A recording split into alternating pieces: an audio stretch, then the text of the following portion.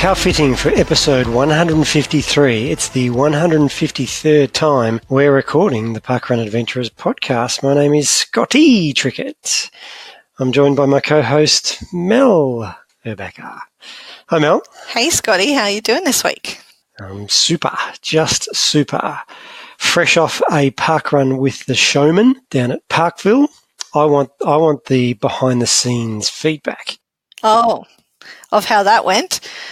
Yes, because he was all pleasantries and niceties on the morning, how lovely a morning it was, but he might have got home and said, oh my God, well, no. This is the true story.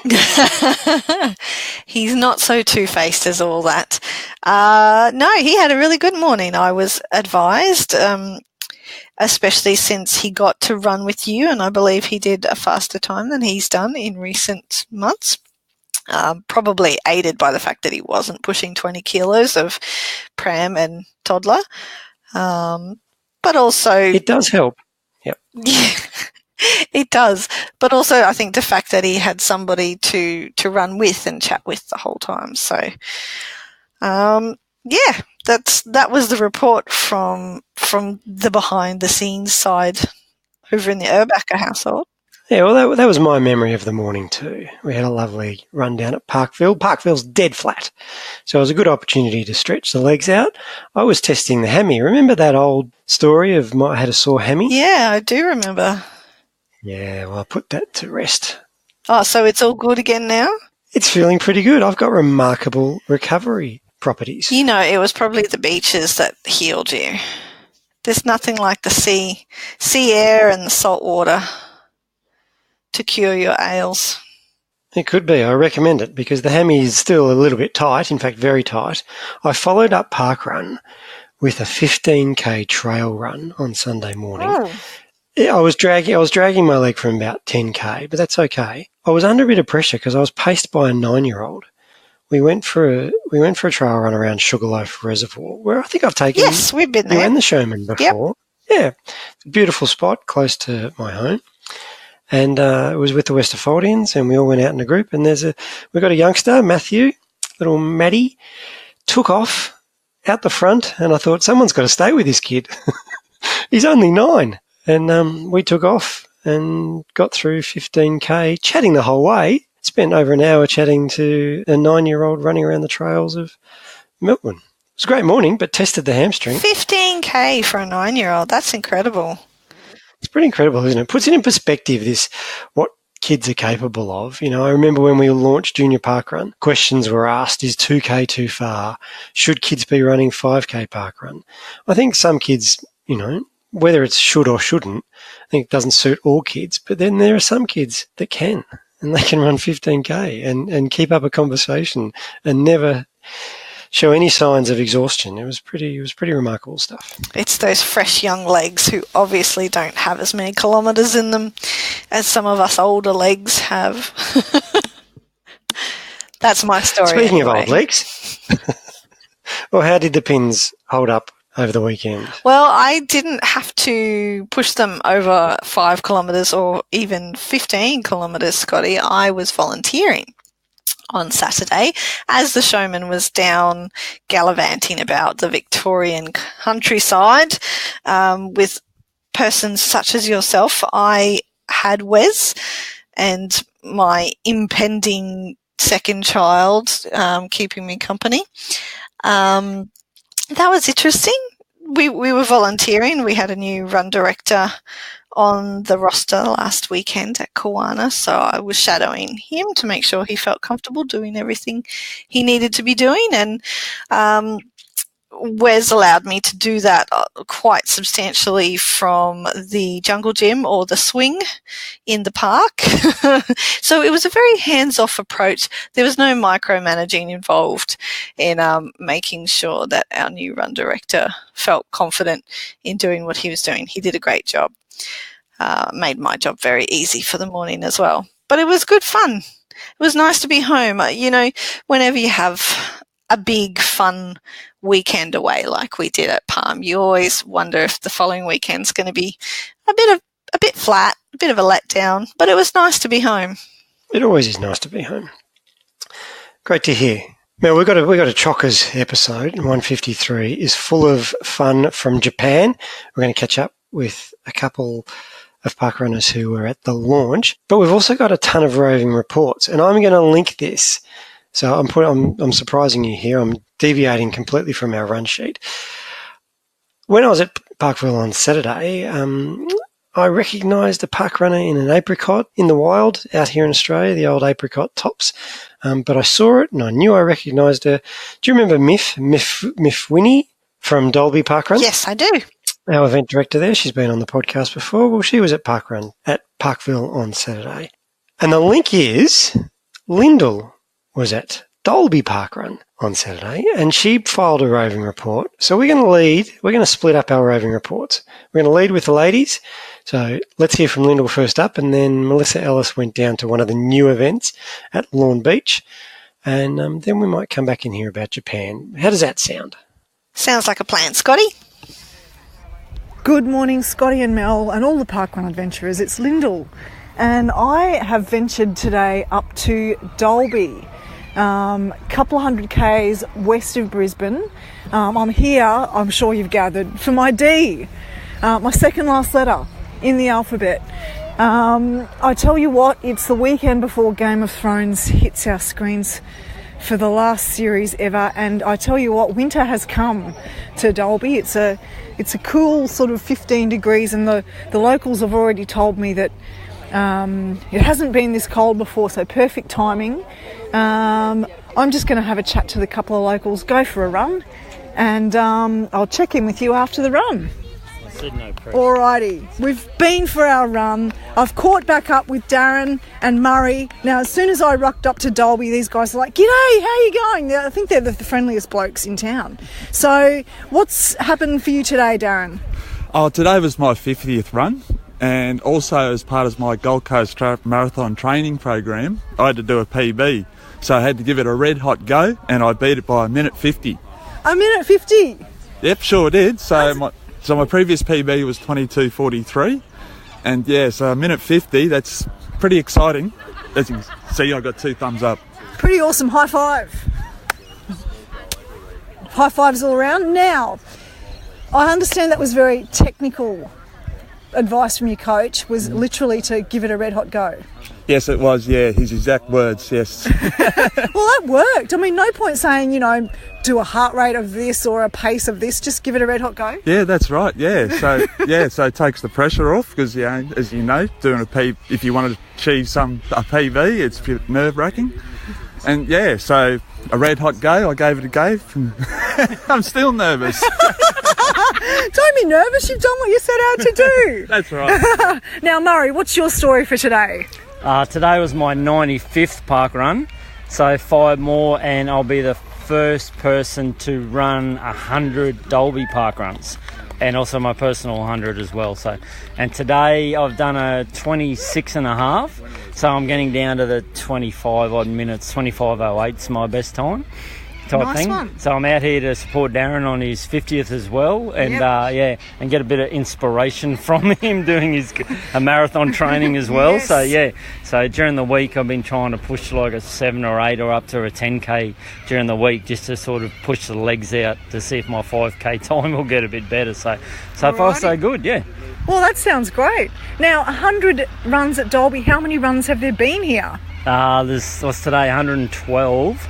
So I've done 95 of them. Yeah, but the funny thing is, this is a great parkrun story. The first parkrun I actually went to the park in Dalby. Yeah, and it's not in the park. It's actually at this is the Edward Street Weir, which is nowhere near the park, so it should be called Creek Run. It's Dalby Creek Run. Run, right. Yeah, and I would have found it, because the first couple I missed because I was in the park waiting for everyone to run past me, and there was nobody there because they were all at the creek, So, hold on, let me get this straight. Not once, not twice, 3. How many times did you do that? Probably 3 times. I'm waiting for everybody. Yeah. come around at the park at parkrun on Saturday mornings, yeah. And I go, no, I don't think this is a thing. Like, I thought it was April Fool because it was about April as well. Yeah, right. Yeah, 2 years ago. And I go, oh, yeah. And then I said to Darren, where were you? And he goes, no, we're down at the creek. So anyway, so I finally turned up down the creek one Saturday morning, and yeah, that was 95 runs ago, yeah. All right, so you haven't missed that many? No, I haven't missed that many, so I should probably volunteer a little bit more, but I will once I crack the 100. Yeah. Crack your 100 and then get into volunteering. Yeah. Maybe do some tail walks and you get a run and a volunteer. Yeah, that's good. Yeah, and set up as well, I believe. Oh, yeah, set up, you yeah. can do set up and then run afterwards, sort of thing. Well, So, there's yeah. no excuses, Murray. Get into it. Yeah, that's right. Yeah, no excuse. That's what Darren's trainer says. So, yeah, no excuse. That's right. Yeah. All right, now, Darren, you're getting ready for the Gold Coast Marathon. Is that right? Is it your first marathon? No, this is my second one. Yep. So I got a time to beat now. So my first marathon was 4 hours 24. So because I know how the course goes and all that, I now know a bit more what techniques to use and just try and apply them on race day. Yep, psych out everybody. Yeah, I should.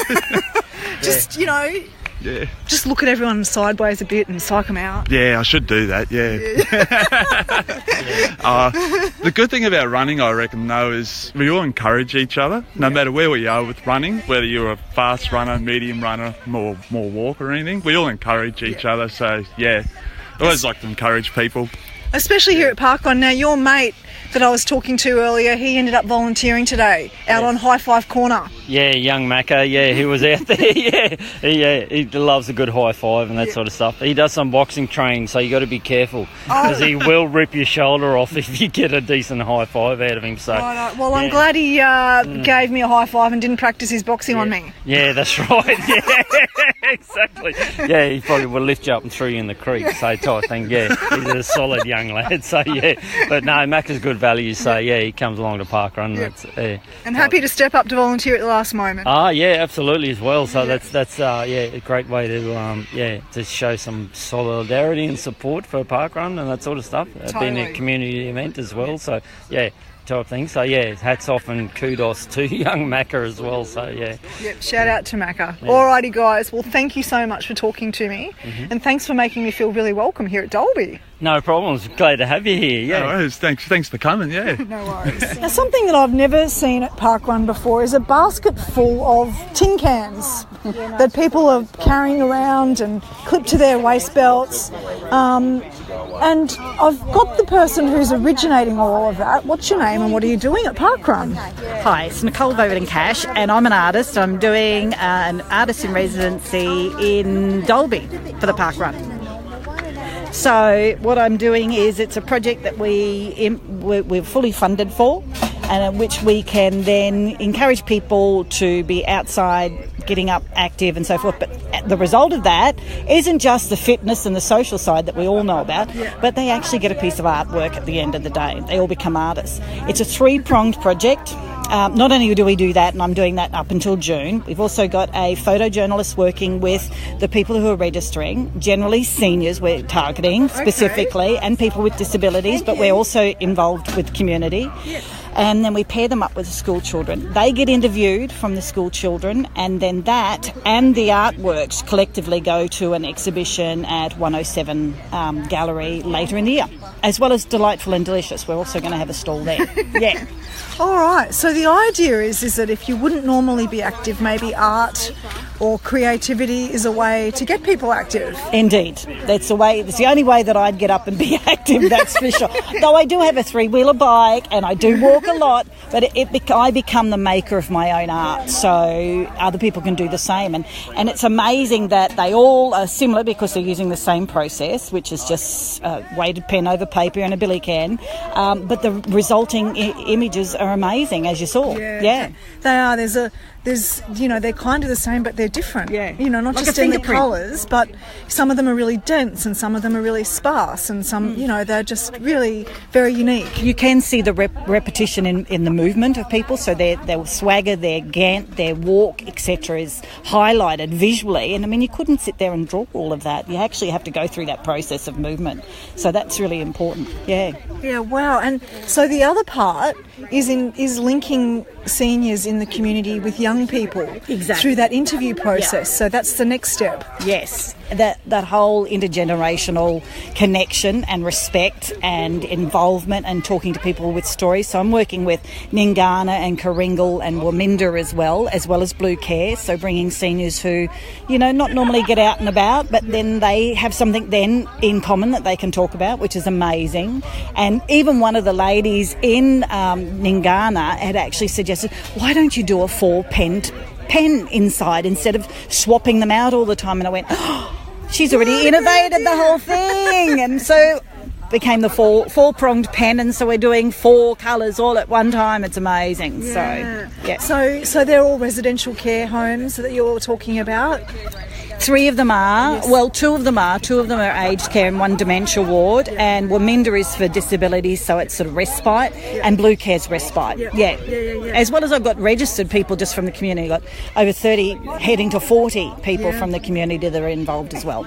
Wow, I've never seen anything like it. It's so exciting, really exciting. No, and I guess for me, being someone who's a real advocate of parkrun and the sense of community that parkrun brings, it seems like a perfect combination. Well, thanks. Yeah, it is like the best sandwich ever to bring all those things together. I am also working on an app to work those things together, so we won't have to look like silly idiots running with our cans, even though I like that whole, the can itself, but it is difficult to run with because it is a can. But once I get my app running, you can just have it in your pocket like we would any of Map My Walk or something like that. Yeah. But the cans are a talking point. I mean, that's why, I came to speak with you, because you were carrying your cans. I know, I do stand out in a crowd, what can I say? And you can hear me coming as well, because it does make a nice tingle. Yeah. A bit like a cowbell.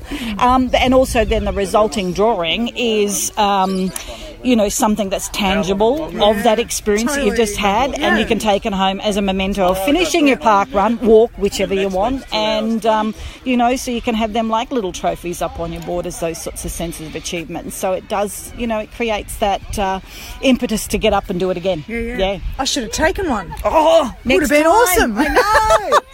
All right. Well, thank you for telling me about this project. It just sounds wonderful, and thanks for the fantastic outcome that it's going to be for Dalby, I'm sure. Great. I'm really happy that Parkrun would help us launch the program as well. So it's really launched in the community today. So I appreciate it. Cheers. Wonderful. Thank you. Thanks. I've caught up with Melinda, today's run director. How are you today? How did it go? Yeah, really well. We had lots of people visiting, some from Brisbane, London, Theodore. So it was great to see everybody here on the holidays. Yes, and so do you get many people coming out to Dalby to get their D? Yes, because I think we're the only D around, so we often get people who might get up at 3 o'clock in the morning, come for a drive to Dalby to do their D park run. I don't know who would have done that. I did that this morning. Yeah, there's not many Ds around. No, I don't think so. Had I have realised that you have a 3-lap course, I might have flown somewhere to do a D instead. Oh, really? I shouldn't say that. It is a lovely course. It's very picturesque here. Yes, it is beautiful. Now we've got some water in the creek and it's green, so yeah, it's great. Now, you are heading up to or just past your 2-year anniversary, is that correct?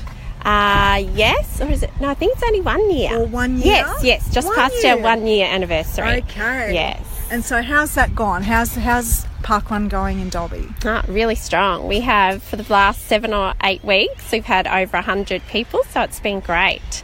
So yeah, it's still going strong. Otherwise we average around 70 or 80 people every week, so plenty of volunteers.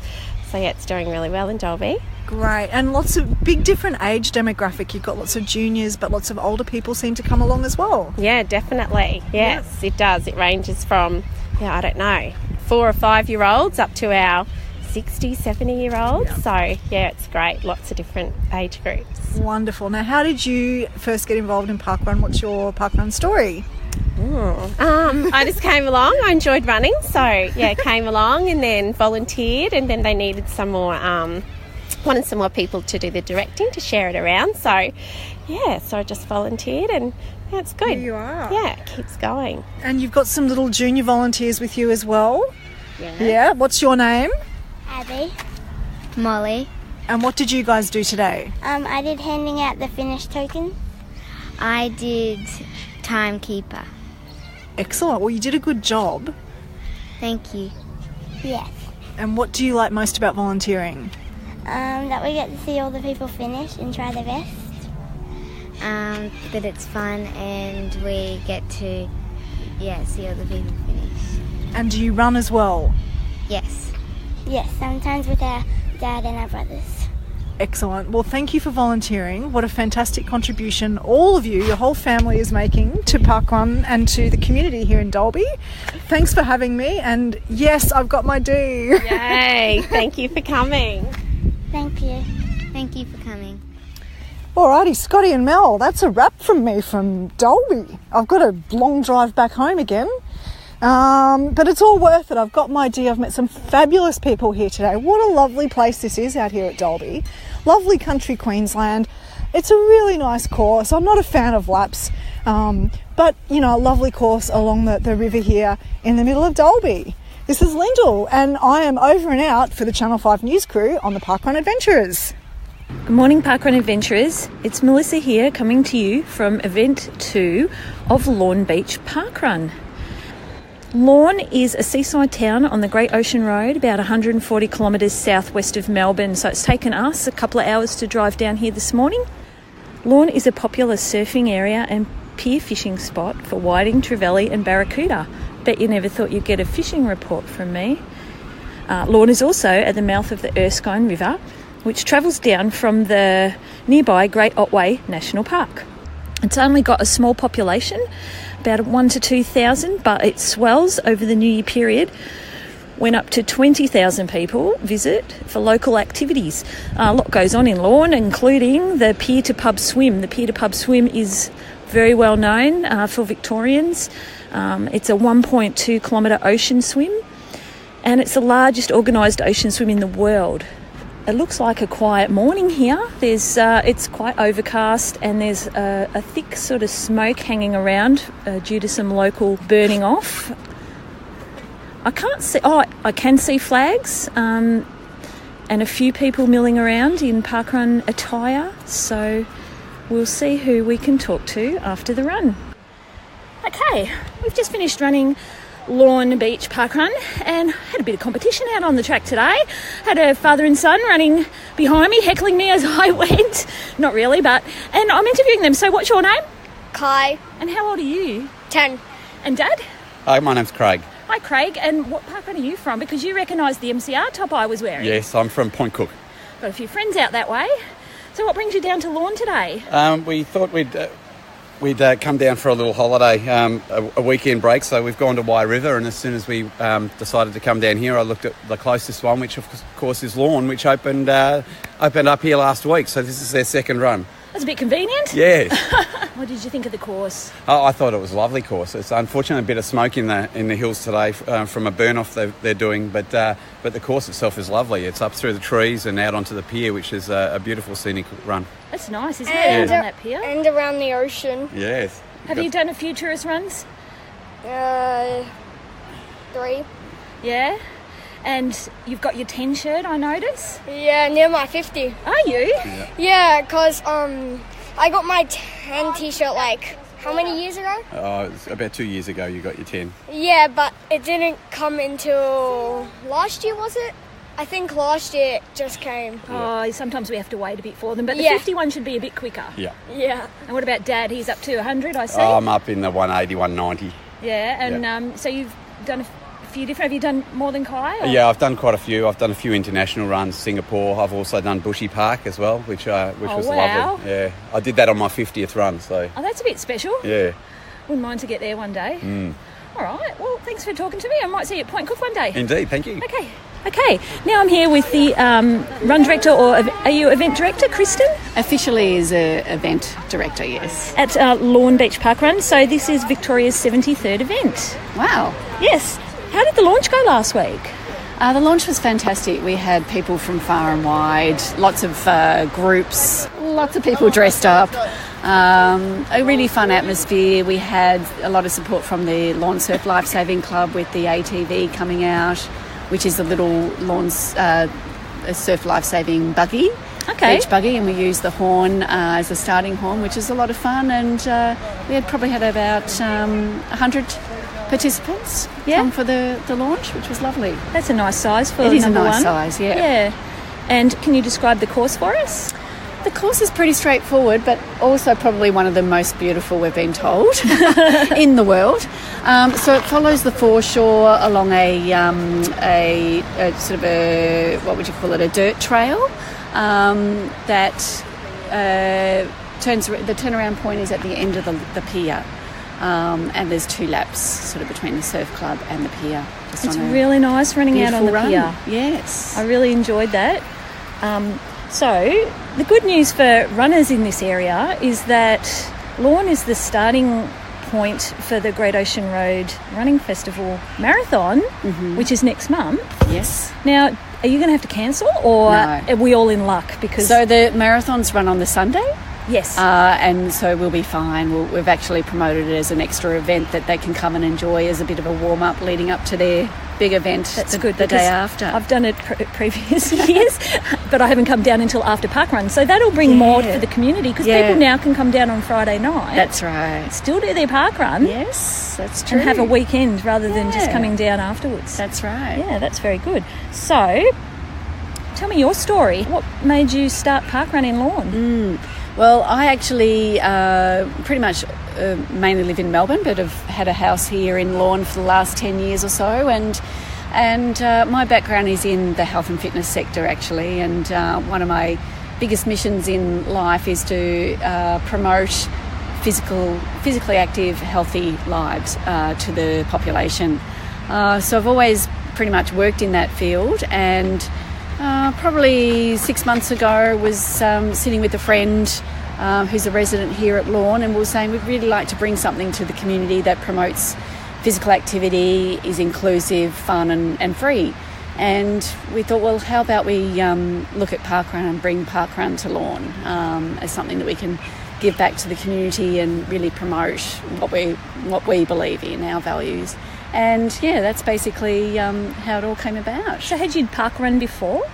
I had done some parkruns in Melbourne, particularly Albert Park. Okay. In the past, yeah. Beautiful. Yeah, so I was definitely aware of it. And I was aware that Torquay actually started one about 18 months to 2 years ago. So, yeah, which is a great location for a parkrun as well. Did you find you had lots of enthusiasm in the community for the event to Yeah, come? heaps actually. There's a lot of runners along only the South positivity, Coast. yeah. Well, we decided to keep it local and to get as much of the community involved as possible. So we reached out and got support from the Lorne Community Hospital, the Lorne Surf Life Saving Club, Lorne Op Shop, Lorne Hotel and the Great Ocean Road Real Estate to really spread it across the community and give some ownership across the different groups within the community, and reached out and told everyone it was on, and really everyone was excited about it and really positive and happy that it was coming. So that's great. Yeah. And you just said to me before that you haven't nominated one cafe to be the brunch spot because you want to share that around all the places in the local town. So that's really lovely absolutely. too. So it's about bringing people to Lorne and also having people enjoy the community, but everyone should benefit from an event such as this. So rather than saying yes, go to X cafe, we thought, well, let's keep the choice open. There's lots of different choices along Mount Joy Parade, and I think that everyone should benefit from all the visitors that parkrun brings. Yeah, that's great. And you've got the start line is right at the Surf Life Saving Club, so it's easy to locate for those driving in. There's plenty of car parking and there's toilets. Yeah. What more could you want? Exactly. Well, thank you very much. Thank you very much for talking to me this morning. Pleasure.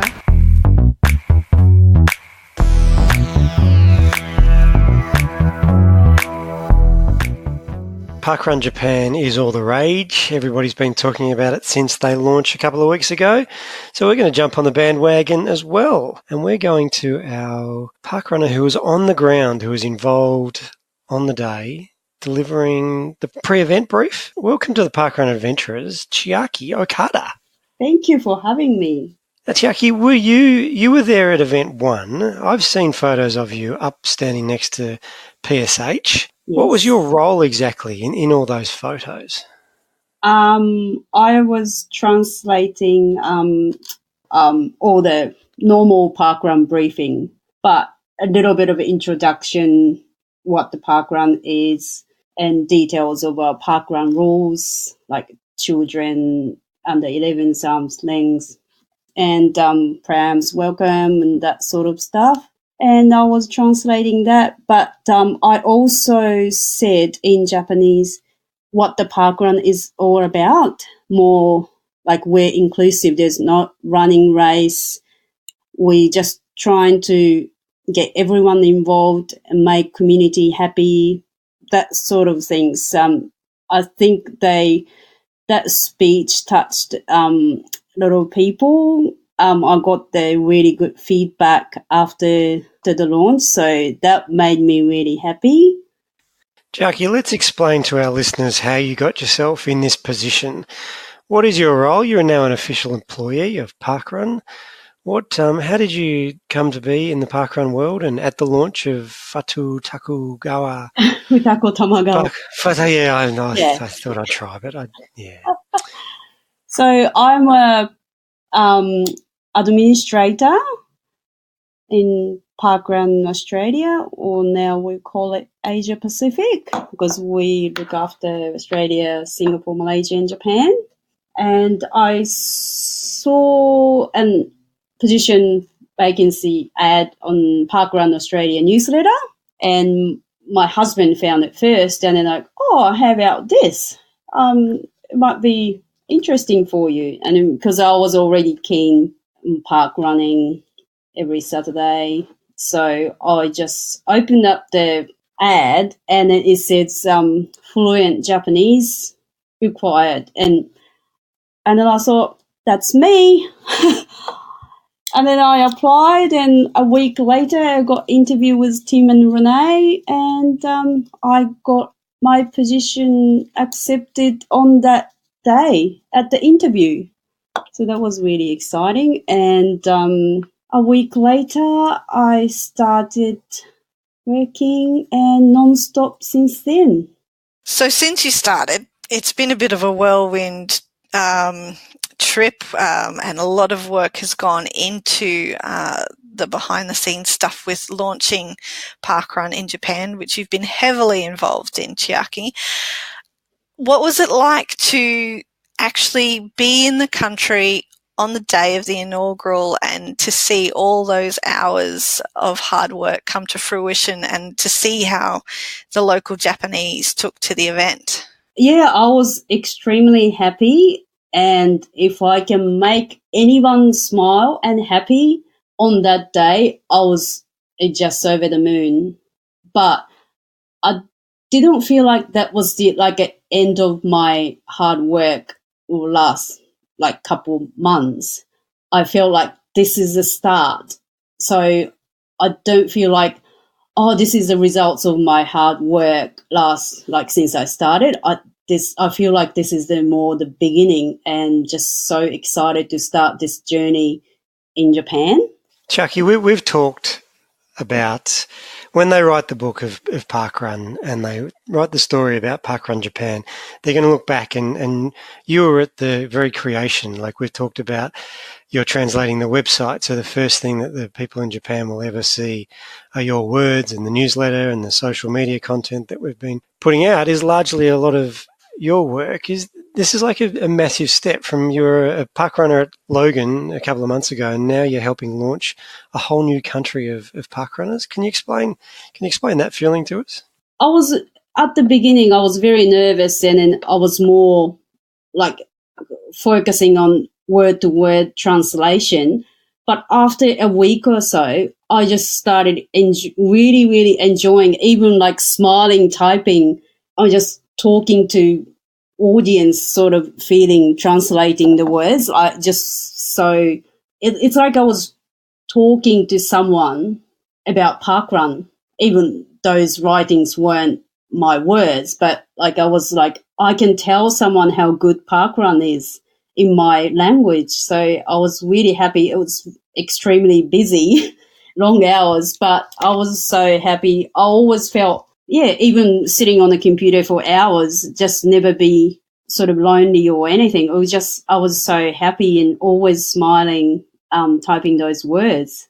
Okay, so speaking of your own language, I want to hear some of your Japanese. Yes. So I want you to communicate to our Japanese listeners. So tell our Japanese listeners how excited you are to be launching parkrun in Japan, in Japanese. Japanese, okay. 日本にパークランを始めることに関われたことに本当に嬉しく思っています。日本の皆さんがもっと笑顔で毎日楽しく暮らせるように、少しでも私の力でみんなの力、私の力でなんか少しでも一人の人の笑顔が増えたらいいなって思います。Okay, and now Mel, a quick translation of that. Oh, you want me to translate for Chiaki? Yeah. Okay. We can play a game. and Chiaki can tell everybody how accurate I was. I'm pretty sure, Chiaki, that you just said, oh my goodness, parkrun is the best ever. Everybody in Japan's going to love it. We hope you have a great morning. Yeah, that's about right. Obviously, I took some corner cutting there and I just summed it up because I didn't speak for quite as long as Chiaki did. But yeah. Chiaki, what are you looking forward to most? I mean, you mentioned it was the beginning of, of the work that's going to be involved in continuing to launch more events in Japan. And it's all going to be supported here by, Parkrun Asia Pacific, effectively, Parkrun Australia, which is where we're located. It's you were over in Japan for a bit longer than just the inaugural. There was lots of meetings, lots of recce's looking at new potential courses and other prospects and things like that. Can you give us a bit of an insight into the sort of things that you did after the launch? We met quite a few people in various locations and to explain what the parkrun is. They had vague ideas, but we had to explain what parkrun is, what's involved to start up the parkrun and procedure. We visited 2 major cities, and some of them came from nearby city about a couple of hours away. So now we have a few prospects who is interested in startup parkrun this year, hopefully. I'm going to put you on the spot a bit. Can we put any time frame on that? Do you have any idea how many events we're going to be launching over the next couple of months, for example, and when the next one will be? Hoping to launch 2 events, at least 2 events in a couple months, and maybe 3. We don't have event ambassadors on the ground just yet. So we support each new prospect from the office with the limited staff. So as we grow more and then people understand more about parkrun and then they support each other, so that will grow quicker, I think. And we urge any of our listeners who know anybody in Japan to get in touch with parkrun, because how cool would it be to say that you launched the second event? Mel, I know I'd love to go back and be like event number 3 or 4 in parkrun in Australia as opposed to event number 49, I think I was. So if you know anybody, what do they do, Chiaki? They send an email to parkrun? Yes, or parkrun homepage. There's a button to start up your own parkrun. So fill in that form, reply with the information and go from there. Awesome. It all sounds too easy. And if anyone has any friends as well, they don't necessarily have to be the person themselves to start it. But obviously, Parkrun Japan's got its own Facebook page, doesn't it? So they can always tag people over there and send them in the right direction. Chiaki, thank you so much. I've been privileged to sort of witness the amount of work that you have been contributing to parkrun in Japan, as well as the rest of the team, to get things going over there. And the local guys on the ground as well have done an incredible job. By all accounts, obviously we weren't there, but it just sounds like such an amazing time, like to be witnessing the beginnings of parkrun in a new country, especially in Japan, where running is always so popular anyway. So I would like to thank you on behalf of everyone for all the work that you've been doing. And is there anything else that you would like to say to our hordes, I'm sure there's hordes, of Japanese listeners? Can I say in Japanese? Please do. It sounds lovely. Can't understand a single word, but it sounds awesome. So, 日本でパークランを始めたい方がいらっしゃいましたら、ぜひ、こちらの方までご連絡ください。みんなで一緒に協力して、あなたの街のコミュニティをハッピーにしていきたいと思います。よろしくお願いします。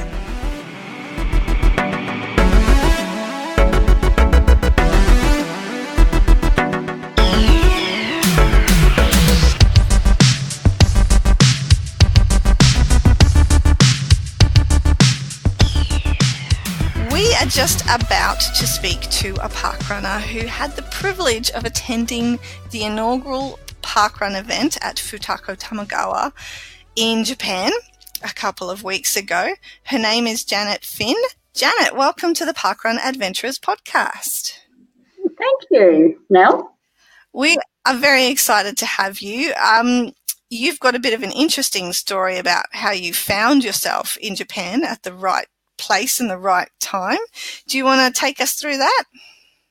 Okay. Well, I went to visit my son in Japan. So 7 months ago, I applied for my long service leave and went to visit my son, Max, who is now working in Kobe, and he's an interpreter and a public relations officer for the city of Kobe, working out of the city hall. He works with the most lovely Japanese people. And I went to visit him, and then I was coming up to the lead up of going to visit him. I had got on the website, the Japan site, because we'd heard a little rumour that Japan may be launching their parkrun, and I thought, oh my goodness, that'd be so awesome if that happened when I was over there. And I was coming up pretty close to my 100th parkrun, and I was saying to people, wouldn't it be fantastic if I could do my 100th parkrun in Japan? And so we were looking, and we kept looking at on the website, but no dates had been released. And the day that I was about to leave Australia, I thought, I don't think it's going to happen. So I left all my parkrun gear in Brisbane and got on the plane. And then when I got to Japan about 3 days later, we found out that the parkrun was indeed going to go ahead in Tokyo, and we were very, very excited. And it was very fitting that I did get to go and do that parkrun in Tokyo, because Max, my son, was the whole reason why I started doing parkrun. And he just needed a lift to parkrun. And so I went along with him, and I said, but don't ever expect me to run, because I'm not a runner. I'll only ever walk. And here I am now. I'm up to my 102nd run. And I started running at my 30th parkrun. Because many people were encouraging and inspiring me, and it just changed my life, and I just absolutely love it. So Max organised everything. He speaks Japanese fluently, so he was the best person. I mean, I think everybody that goes to a foreign country could benefit from having someone like Max be their interpreter the whole way. It was just fantastic. How was the actual morning as a parkrunner, as someone who's just done their 100th parkrun? How does it relate to an Aussie parkrun? So what happened, that was actually my 100th parkrun when we were in Japan. And the parkrun lead up, well, just let's tell you this one a little bit. The parkrun lead up, I had planned to do my 100th run in Australia and then go over to Japan, because it was getting so close, and I thought, oh, that's not going to happen. And then I slept, my phone went dead one night, so I didn't get up for parkrun. So I had no choice but to have only done 99 parkruns in Australia. And so my 100th run was left up to the universe, did it all for me. And so when you go to Tokyo, we stayed in Shibuya, and then we had to get to the parkrun. So many people had the same thing, where they had to take a couple of trains to get there. And when we got there at the station, we were all walking along, and you could see all these people that were dressed in their running gear. And I go, "Oh, are you going to parkrun?" They go, "Yep." "You're going to parkrun?" "Yep." So we all walked off together. Max had it in his phone, in his Google Maps, and off we went. And we followed it along the path and saw beautiful cherry blossoms all the way along. Perfect timing for a parkrun. And when we got there, it was so busy and so lovely, and everybody was very happy and very excited. The sun was out and shining. The temperature was about 17 degrees on that particular morning, so it was really beautiful. And I was very excited. I was really happy about the fact that there were all these wonderful people that I was about to perhaps meet.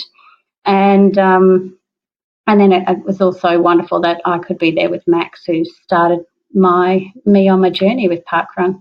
And so when we got there, there were about 30 volunteers who were in all their, our volunteer shirts that we wear, and they were ready to help mark out where we needed to go, but they were also doing lots of other jobs. And they were setting up, they had a tent set up, and they had places where we could put our bags and all sorts of things like that. And then Paul Sinton Hewitt spoke, of course. All the speeches that were in Japanese were translated into English, and all the speeches that were English were in English were translated into Japanese. So all of us could understand what was going on. And I thought that was wonderful, the way that they worked that out for us. On the day, we just all stood. The one thing that was different is we didn't line up in how fast we might run. They just got us all to line up, and then we took off. And there was a path to run on, but we were told and it may have been the interpretation, but we were told to run on the grass. So we ran on the grass, and then the paths were some of them were under bridges, and under the bridge I thought, oh, this looks like water might come in here. So it almost looked like it was a riverbed that we ran through. And then we ran through parks, and as we ran through the parks, we could see people playing baseball. We could see people picnicking under the cherry blossoms. And it was the most picturesque park run I think I've ever been on. It was beautiful, really beautiful. Janet, you've done quite a few parkrun events around your locality in Australia. How does Futako Tamagawa compare in terms of, as an inaugural, this is a brand new community of people together. Like, what was the vibe like amongst the community on the morning? Well, I think everybody was very, very excited. Everybody was really happy.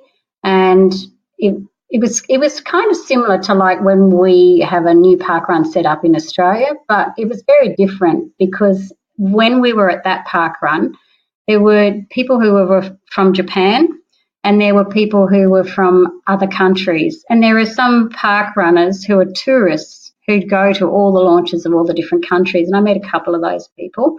And it was just fascinating. Just talking to people and hearing people's stories was amazing.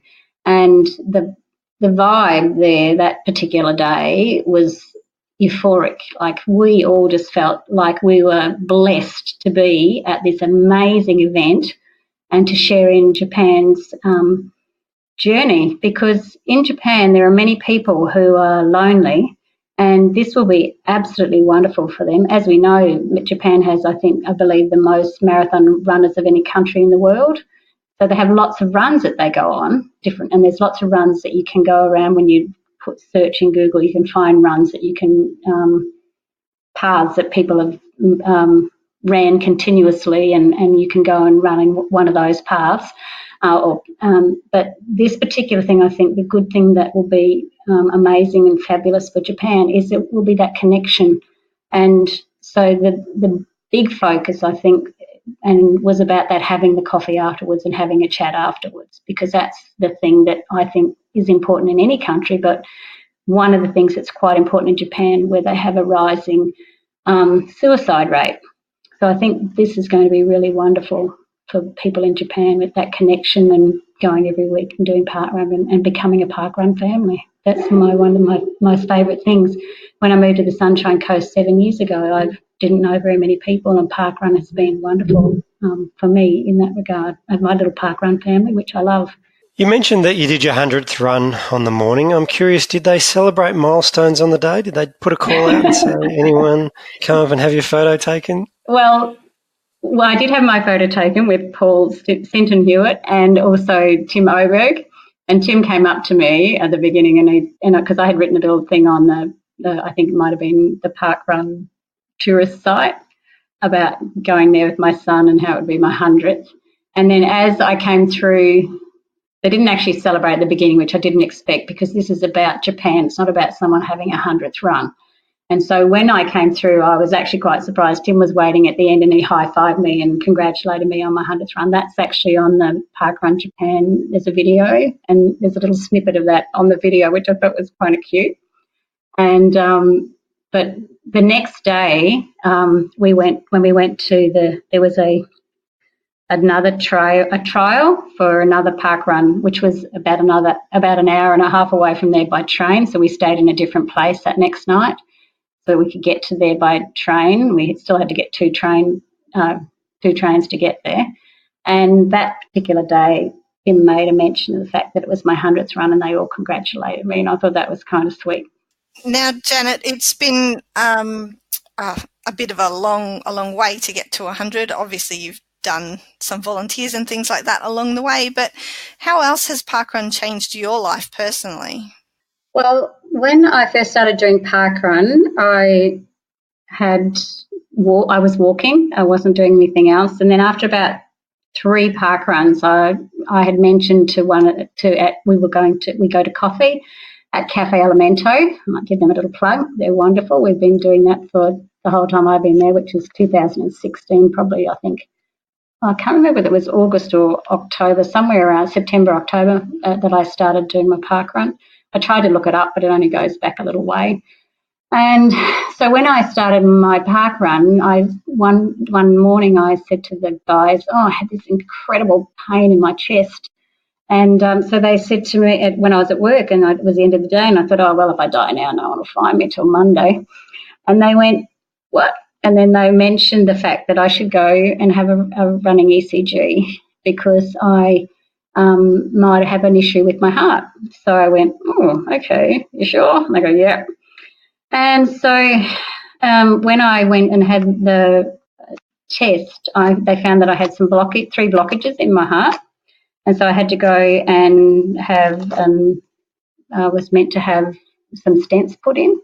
And when I went for my operation, which you're awake when they do that operation, he said to me it's too dangerous where my blockages were to put the stents in because it could cause a heart attack. So then we looked at a different path that I could go down, and one was changing my diet, which I did. And so I became a vegetarian then. And then the other thing was about keeping up the exercise. And I was only walking up until that point. And so that's when I kind of started to do a little bit of jogging instead of just walking, and I then started doing it a bit more often. And some of those extra times were with some friends from parkrun, so I would run a second time through the week with some of my mates from the group from parkrun, and that's how they kind of started to get me to not just walk, but to jog a bit as well. And if I hadn't have been going to parkrun, I would never have found out that I had a problem with my heart. And I never would have started to think about changing my lifestyle. So changing my lifestyle like that was, I think, what saved my life. My father died when he was 69, and my cousin died when he was 62 from heart issues, and I'm now 61. So I found that I feel that those people who are older, it's good for them to start running. I started running when I was 59, and I thought I would never run. So parkrun did that for me, and parkrun, I believe, also helped me to make many friends on the Sunshine Coast when I moved here.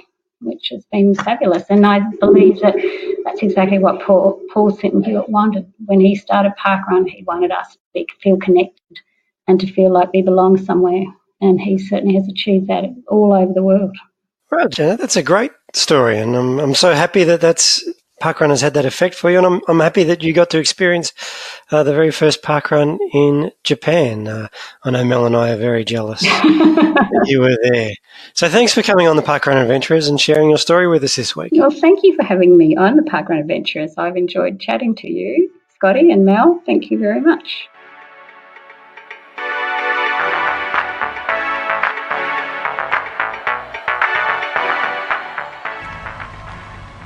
Howdy park runners, it's Toc reporting in for the Channel 5 News crew.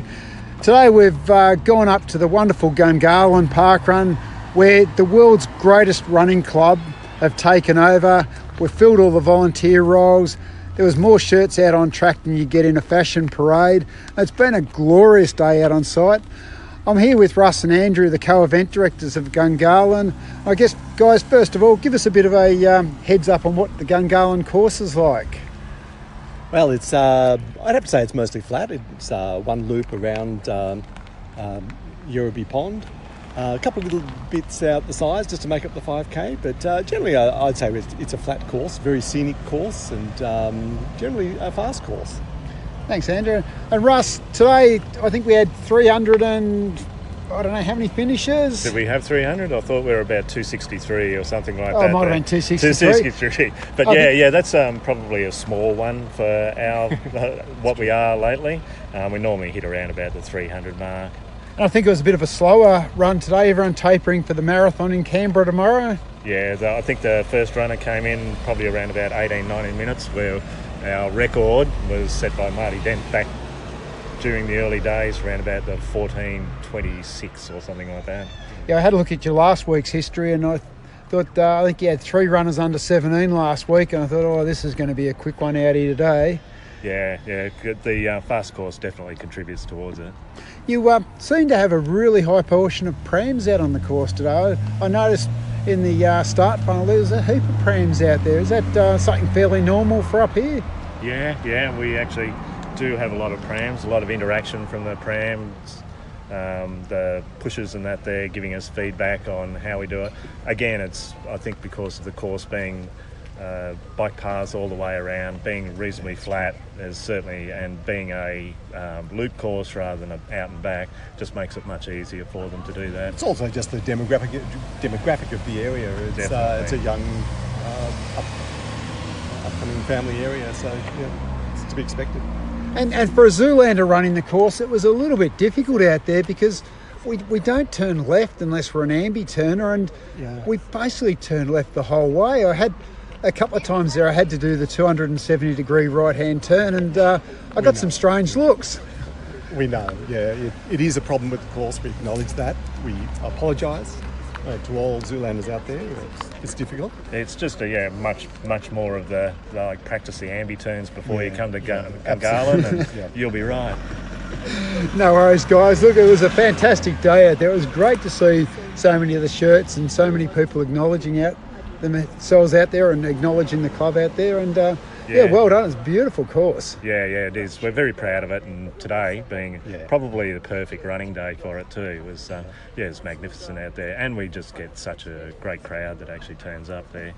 Always happy, always involved themselves with everyone. So it's a great place.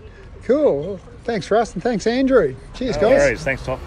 Good morning, Scott, Mel, and all other park run adventure people. Oh, mate, I'm not making no sense. Yes, it's PK, Paul Kitching, checking in for the Channel 5 News crew from South Australia, and today I am actually out adventuring, which is a bit of fun. Don't often get to do this, but we have headed down to Reynella East Parkrun, which is south of the city of Adelaide, and Reynella East, I think it's parkrun number 70 for them today, so I thought we'd come and check it out. I know that Greta spoke with Rach and others from Reynella East when they launched back in December 2017, I think it was. Which was a while back now for all those fevered listeners. But we're here now, and it's beautiful. It's very similar to Mount Barker. There's wetlands. It looks pretty flat so far, and there's even a sign. I'm very impressed. We don't have one of these at Mount Barker, but it says parkrun. It's got all the four key things: free, weekly, timed 5Ks, 8 a.m. every Saturday. Your chance to meet new people, get fit, and have fun every week. Walk, jog, or run. Everyone is welcome. Register online at parkrun, etc. Bring a printed copy of your barcode. Parkrun is organised by volunteers from within the community. If you would like to help, contact us via Facebook or email. Fantastic. How good is this? G'day, Trace. There's my sister-in-law. She's rocked up. There's a few crew from Mount Barker here. And it's supported by the City of Onkaparinga Healthy Active Lifestyles. Onkaparinga Halo. How good is that? I remember Greta talking about that on the pod some time ago now. Anyway, we are here. We've rocked up, brought a few crew with us, a few adventurers. Hope we don't get rained on. And we're going to go and have a chat to some of the crew. Let's do Reynella East Parkrun. Okay, guys, we've just finished that awesome course, and it is beautiful.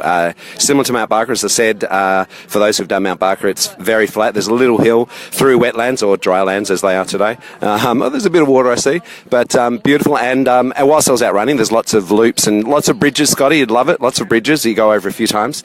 But I kept on seeing these crazy outfits out there, and I found one of I believe the instigator of the outfits. G'day, Louise. How you going? Hi. Good, thanks. It is Louise, isn't it? I think I listened. I'm a bit, I didn't do a PB, or I did a PB for Reynella, clearly, because I've not been here before. But I'm still a bit shattered. But I've been chatting with Louise and Rick because Louise was running near me in, I don't know, you describe your outfit. Full-on Western sheriff's outfit, including the badge. It's very important. It's important to have a sheriff on the parkrun course, I feel. But this is not your only outfit, I believe. No, I have quite a few. There's an X-ray one still running around at the moment. Fantastic. And do you have a favourite place where you buy this from? Or? Yeah, I've got a particular brand that I buy from. Nice. No, they look great, and they look pretty comfy to run in. It is a running outfit. Yes, it is proper running wear. Yeah, that's brilliant. Yeah. So you guys, and g'day Rick, how you going? Good, thanks. How you doing? Yeah, good mate. You guys are regulars here at Reynella, I believe. This is your home parkrun? How long have you been doing parkrun? 12 months, maybe. 12 months, yeah, a little over 12 months, I think. Yeah. Nice one. And what do you like about parkrun? Oh, it's just a great atmosphere. It's great for base training. If you want to test yourself, if you've got injuries, you can walk, you can run. There's no pressure. Beautiful. And you can bring dogs. You've got a beautiful dog here. Yep. We always bring a dog with us. Yep. Bring a selection. I've got a few dogs. So oh, nice. Wow. So you're represented on the course not only by dogs but also outfits. Yes. I did see the X-ray out there. And Rick, how long have you been park running? Similar? Much the same. Yeah. I think our daughter introduced us to park running. I think she's brilliant. She's your patient zero, is she? She's the one that introduced you. Introduced us to park run. Yeah. And where else have you guys park run? We did down at the seaside. Down at Ordinga. We did the double New Year's Eve one. Beautiful. And Christmas Day down at Seacliff. That was good fun. Fantastic. Well, thanks, guys. It's a beautiful parkrun. It's really been very welcomed here, and we love it. Thank you so much for everything you do for parkrun. Thank you. Well done. Good on you guys. Thank you. I love the course. Rach just asked me how I liked the course, and I loved it. I was just saying before, nice and flat. I pushed myself. I was trying to get around, under 30, and I did 28, which is nice. What's your PB for this course? 26.8. Nice. And that is your PB for parkrun, or have you done? No, my PB for parkrun's 24.40, wow. I think. Gosh. Something. And is that another flat course, or? I think it's at Christie's. Nice. Anyway, I'm speaking with Rach, who is, I don't even know your full name, I'm so sorry. Rachel Semler. Sorry, Rachel. We've just been chatting on Messenger, and Rach, PK, g'day, how you going? Rach, you may recognise her voice. No, if you were listening to episode, I can't remember what number it was, but it was way back in December 2017 when Greta, my fellow reporter, was here for the launch of Reynella. So does that seem like just another lifetime ago?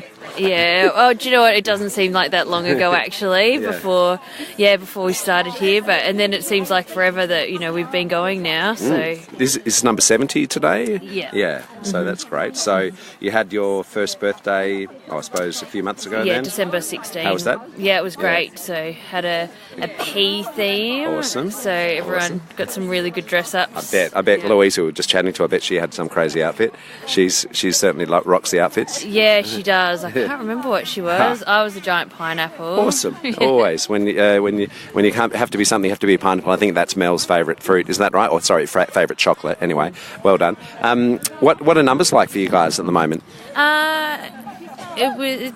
We fluctuate a fair bit here, so anywhere between 90 and 140. Okay. It's about 150 today, you reckon, maybe? Yeah, I think so, probably. Yeah, it looks like it from numbers, which is great. Beautiful morning, not too warm. We thought it might rain, but it's quite stunning out there. The wetlands are fantastic. Has the course always been the same? Has it always been the same course? Yeah, we haven't changed. Yeah, sorry, I was old. That's all right.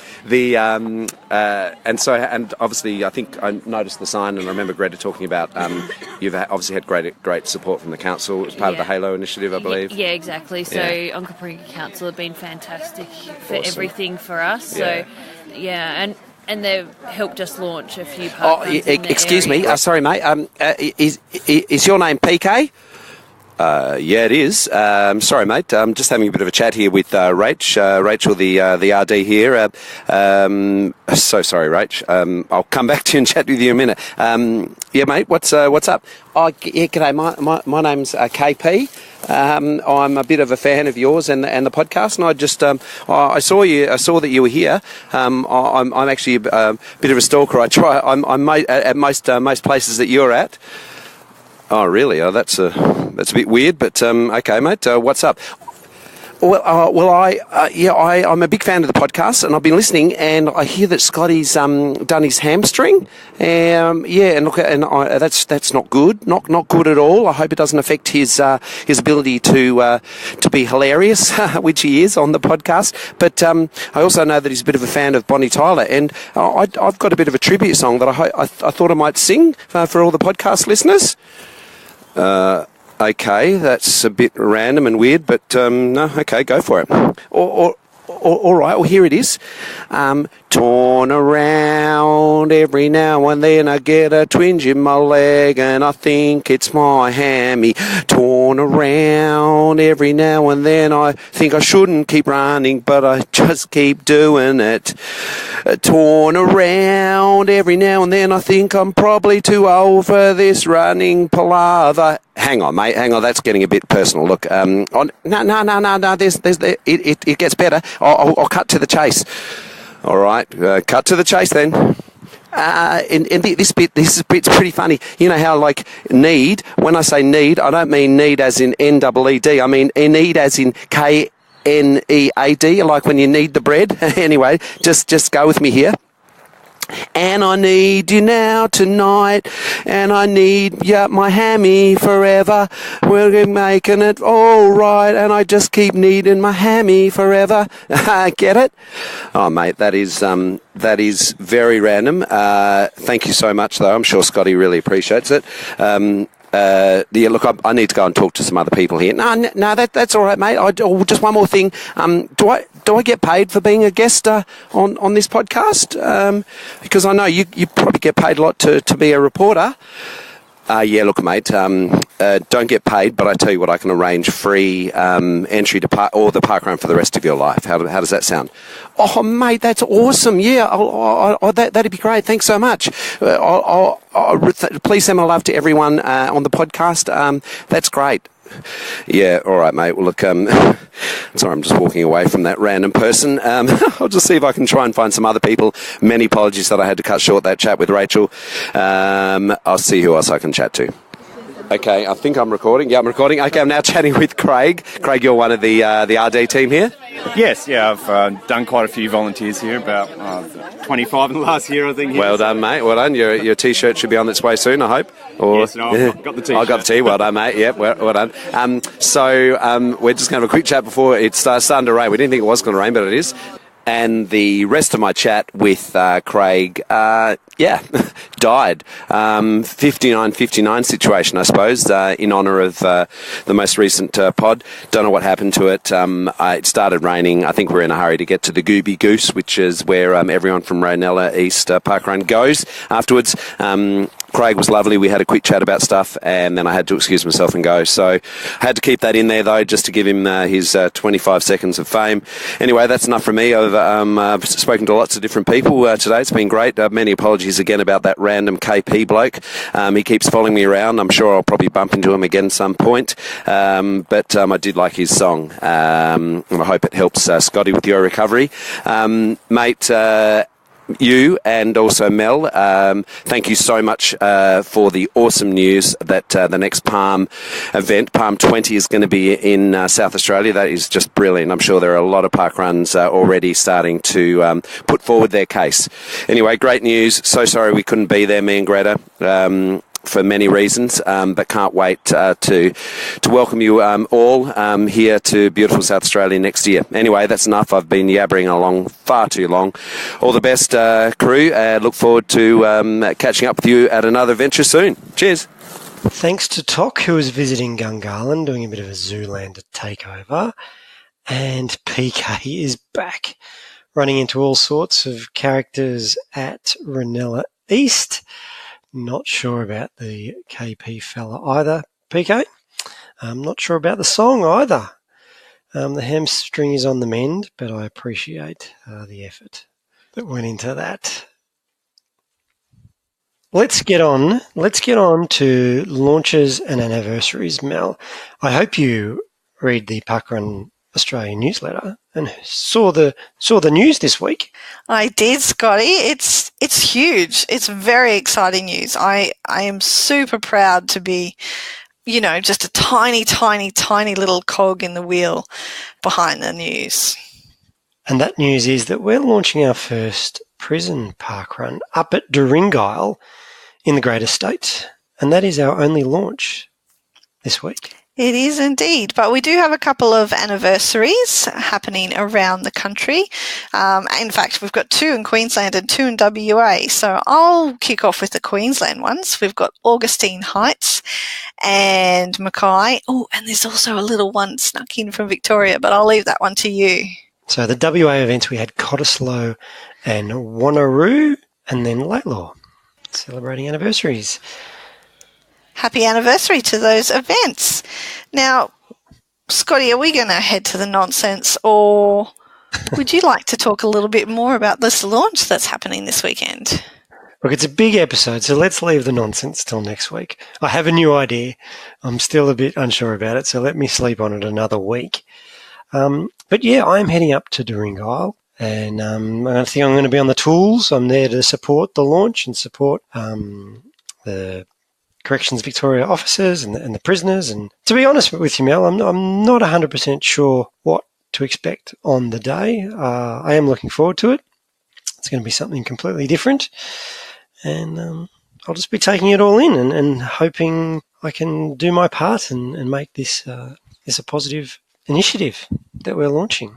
I cannot wait to hear all about it next week and to see how it goes. I understand that the trial event went really, really well and was well received by everybody who participated, whether that be in the actual completion of the course or volunteering at the trial. So yeah, I'm almost anticipating this more than a lot of other things that happen in Parkrun World. So I'm watching and waiting to hear what goes on in this space. Yeah. Well, you won't have to wait too long, because our old mate Glenn Turner, who we had on earlier, our work colleague now, he's going to come on the pod next week, and we're going to go over it in a bit more detail, and I'll have my recap from the weekend. So make sure you tune in next week, Mel. Like this is a great promo for episode 155. What are we? 154. It'll be 154 next week. And just for those who might be a little bit confused when Scotty says we had Glenn on earlier, he means earlier in the season. He does not mean earlier during episode 153. And no, you haven't missed anything if you've got this far and wondering where Glenn was. tune in for him next week. But if you want to, go back to let's just go season 4, episode 1, because I can't remember what episode number it was. Okay. Well, thanks for joining me this week, Scotty. Pleasure as always, Mel. Where are you off to this weekend? This week I'm going to be volunteering at home again. There's going to be a lot of volunteering in my immediate future because you might not have noticed at Palm last weekend, and it might not be communicated very well, but I'm actually really rather pregnant at the moment. And the person who is currently residing inside me is getting larger by the minute, I'm sure, and making me extremely uncomfortable, and movement over any kind of distance is not very easy. So I'm not saying I won't do another 1 or 2 park runs walking before this person arrives Earthside. However, I don't know, I think it might be quite nice to retire on the beaches until after they're here, and then, I can start the adventures again. Perfectly justifiable. I hope you're going to join us next week for our chat with GT, Mr. Turner. Well, it's certainly my plan. If another person has another plan for me between now and then, okay, that's not. We are getting that close, aren't we? We are actually that close. There was a little bit of a scare this week, but yeah, we'll wait to see how that develops before. I'm not going on maternity leave until I'm forced to. Yes, I know. But Lyndell, if you're listening, you're on standby. Could be next week, could be in a couple of weeks, but just be prepared. But until then, Mel, thank you again. I might speak to you next week. Oh, who knows? Who knows? But I'm sure we'll chat soon either way.